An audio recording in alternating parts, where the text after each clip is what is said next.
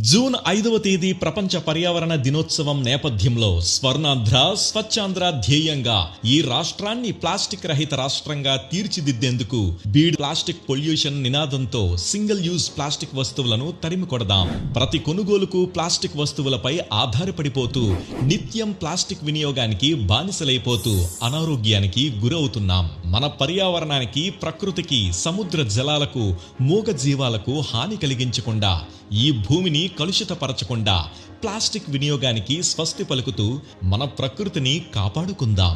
Plastic రహిత పర్యావరణాన్ని భావితరాలకు అందిద్దాం. కాబట్టి ప్రతి ఒక్కరూ ప్లాస్టిక్ క్యారీ బ్యాగులను, కవర్లు, ప్లాస్టిక్ డబ్బాలు, ప్లేట్లు, కప్పులు, ఫోర్కులు, స్పూన్లు, ఇతర ప్లాస్టిక్ వస్తువులను తిరస్కరించండి. ప్రత్యామ్నాయ వస్తువులను వినియోగిస్తూ ప్లాస్టిక్ కాలుష్యాన్ని అరికడదాం. పర్యావరణాన్ని పరిరక్షిస్తూ స్వర్ణాంధ్ర స్వచ్ఛాంధ్ర లక్ష్యాన్ని నెరవేరుద్దాం.